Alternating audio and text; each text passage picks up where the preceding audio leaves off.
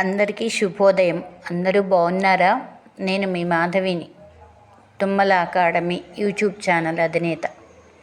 ఈరోజు నేను మీ ముందుకు తీసుకొస్తున్నటువంటి ఒక అతి ముఖ్యమైనటువంటి విషయం ఏంటంటే, చిన్నతనం నుండి పిల్లల్లో ఆధ్యాత్మిక భావన పెరగాలి అంటే తల్లిదండ్రుల స్థానంలో ఉన్న మనందరం కూడా ఏమి చేయాలి? నాకు అది బాగా చిన్నప్పటి నుంచి కోరిక. తల్లిదండ్రి పిల్లలకి అది అలవాటు చేయాలి, నేర్పాలి అనే పట్టుదల ఎక్కువ ఉంటుంది నాకు. ఇప్పుడు నా దగ్గర ఉన్న చిన్నపిల్లలు ఎల్కేజీ దగ్గర నుంచి పీజీ వరకు పిల్లలు ట్యూషన్కి వస్తూ ఉంటారు.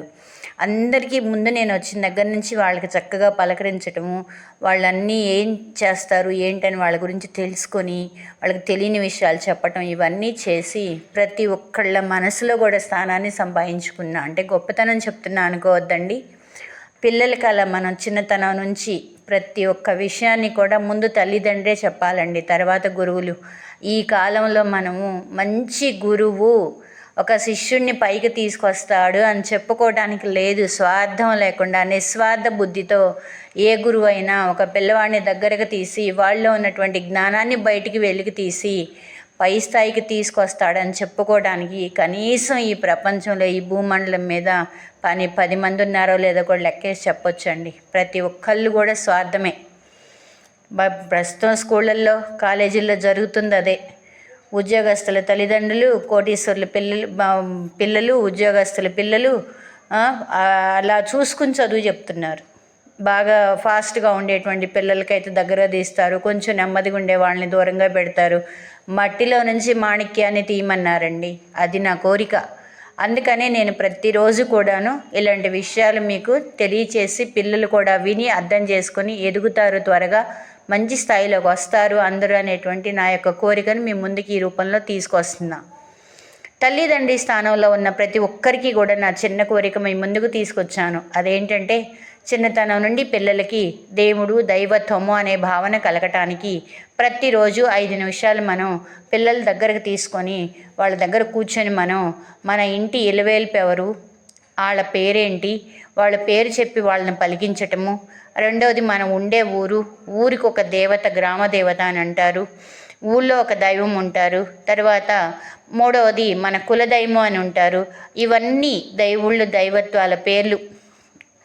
3 దేవతలు, బ్రహ్మ విష్ణు మహేశ్వరులు. వీళ్ళే కాకుండా వాళ్ళ పేర్లు, వాళ్ళని చక్కగా తలుచుకోవటం, వాళ్ళకి దండం పెట్టుకోవటం, ఇవన్నీ నేర్పాలి.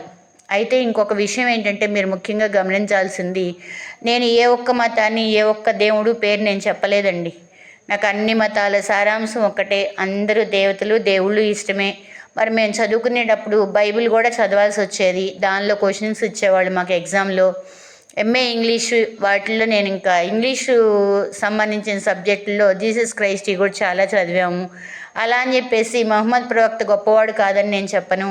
అందరూ కూడా ప్రతి ఒక్కరికి నేను చెప్తున్నా, జీసస్ వాళ్ళైనా, క్రిస్టియానిటీ వాళ్ళైనా, ముస్లిమ్స్ అయినా, హిందూస్ అయినా, పిల్లలకి చిన్నతనం నుంచి కూడా మీ యొక్క దైవాన్ని గురించి మీరు ఎవరిని తలుచుకొని వాళ్ళు చక్కగా వృద్ధిలోకి వస్తారు, ఎలా వాళ్ళని మన్నం చేసుకోవాలి అనే విషయాలు నేర్పించమని చెప్తున్నానండి. నేను అనిపిస్తూ ఉండండి ప్రతిరోజు ఒక 5 నిమిషాలైనా సరే.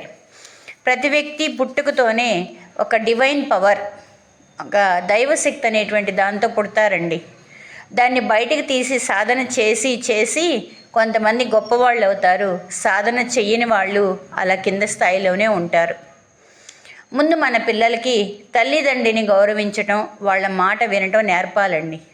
వెనకటి రోజుల్లో నాయనమ్మ, తాతలు, అమ్మమ్మలు, ముత్తాతలు వాళ్ళందరూ ఉండి మంచి మాటలు దగ్గర కూర్చోపెట్టుకొని కథలు చెప్తూ మనకి ఎన్నో విధాలుగా మంచి విషయాలు నేర్పేవాళ్ళు. అసలు ఈ రోజుల్లో మన పిల్లలు తల్లిదండ్రిని గౌరవించడం అంటే తెలియదు, వాళ్ళ మాట వినటం అంటే తెలియదు.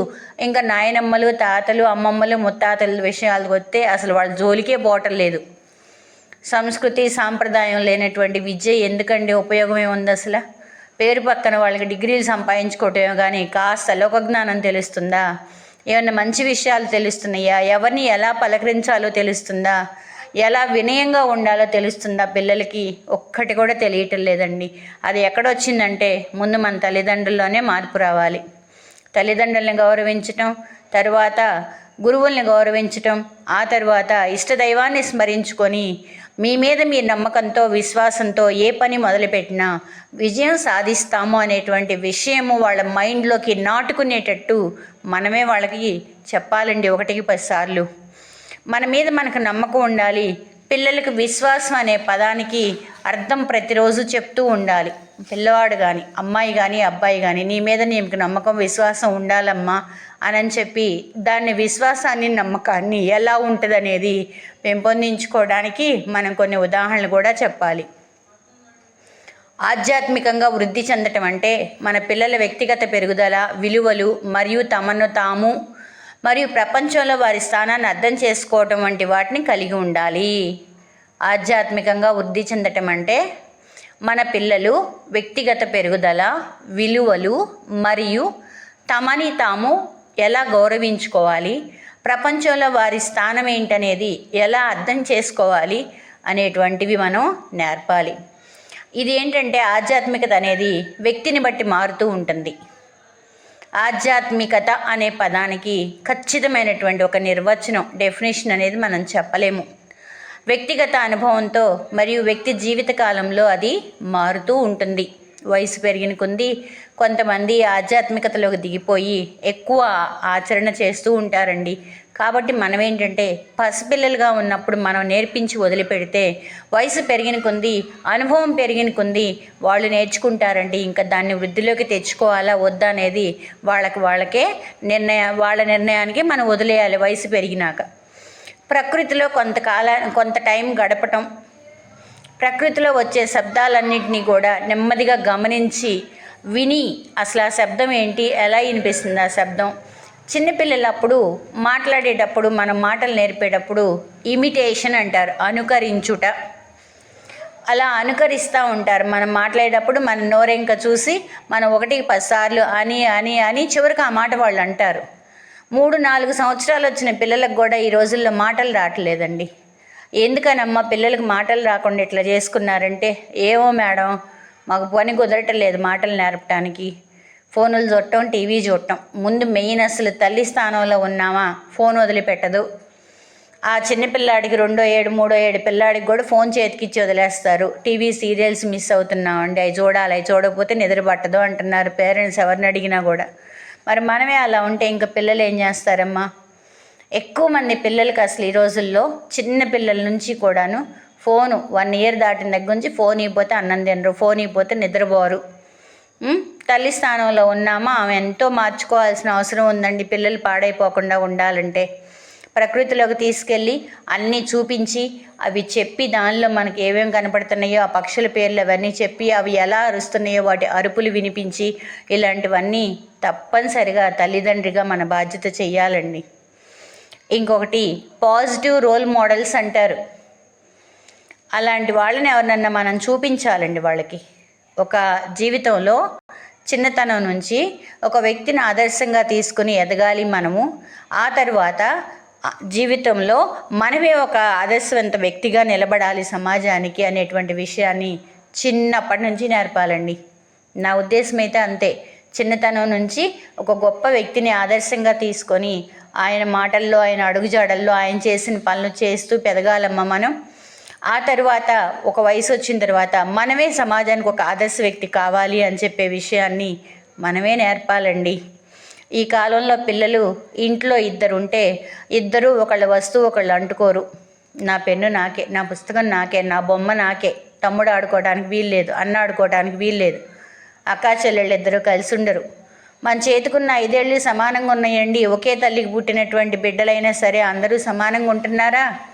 అస్సలు తినేది పంచుకోవడానికి ఇష్టపడరు, ఆడుకునే వస్తువులు పంచుకోవడానికి ఇష్టపడరు, ఒకళ్ళు వేసుకున్న బట్టలు ఇంకొకళ్ళు వేసుకోరు. ఇలా ఉంటే చాలా ఇబ్బంది పడతారండి. మనం ఎంతకాలం వాళ్ళతో తోడుంటాము? తర్వాత వాళ్ళకి ఏదన్నా సమస్య వస్తే చెప్పేవాళ్ళు లేనప్పుడు వాళ్ళు ఎంత బాధపడతారు? అందుకనే చిన్న వయసు నుంచి కూడా ప్రతి ఒక్క విషయం కూడా ఇవాళ నేను ఆధ్యాత్మికతనే కాదు, సమయపాలన ఎలా పాటించాలి, పిల్లలు డబ్బుని ఎలా ఆదా చేసుకోవాలి, ఈరోజు మనకి అసలు పిల్లలకి మనకి ఎంత ఉందనే విషయం కూడా తెలియనీయకుండా అప్పు చేసైనా సరే, ఆస్తులు అమ్ముకునైనా సరే విపరీతంగా ఖర్చు పెడుతున్నారు. చేతులు గాలిన కాకులు పట్టుకున్నామని ఆస్తులన్నీ పోగొట్టుకొని పిల్లలు ఇట్ట మోసం చేశారమ్మా అని బాధపడే తల్లిదండ్రుల్ని ఎంతమందినో చూశాను ఆ కళ్ళతో నేను. వాళ్ళు అడిగిందంతా కొనిచ్చారు, ఎందుకు జీవితంలో ఎదుగుతారు పైకి వస్తారని. తీరా ఎక్కడో చోట వాడు పాడు చేసేసి అసలు వాడి ఫోను అమ్మా నాన్నకి మాట్లాడకుండా రాకుండా వదిలేసిన పిల్లలు కూడా చాలామంది ఉన్నారు. అంత దూరం మనం తల్లిదండ్రిగా అలా తెచ్చుకోకూడదండి. మనం పిల్లలకి కొంత వయసు వచ్చిన తర్వాత, నాకు సుధామూర్తి గారు ఎప్పుడు ఎన్నిసార్లు మీకు చెప్పానండి, సుధామూర్తి గారి జీవితం నాకు ఆదర్శమని. ఆమె పిల్లలకి ఒకటే చెప్పిందండి, కన్నాను, పెంచాను, చదివించాను, మీకు ఒక ఉద్యోగాన్ని ఇప్పించి మీ స్థాయిలో మిమ్మల్ని నిలబెట్టాను. ఇప్పుడు నేను సంపాదించింది నా ఆస్తి అంతా కూడా మీరు అడగటానికి వీల్లేదు, నాకు ఇష్టం వచ్చిన వాళ్ళకి నేను పెట్టుకుంటాను అని చెప్పేసి నిర్మోహమాటంగా చెప్పారండి తల్లి స్థానంలో ఉన్న ఆమె కూడా. ఈరోజు కోట్లు కోట్లు సంపాదించి మన దేశానికి ఎంతో ఖర్చు పెడుతున్నారండి. ఎందుకు చెప్తున్నానో అర్థం చేసుకొని మీరు తల్లిదండ్రుల స్థానంలో ఉన్నటువంటి మీరందరికీ కూడా ఇంకొకసారి విజ్ఞప్తి చేస్తున్నాను.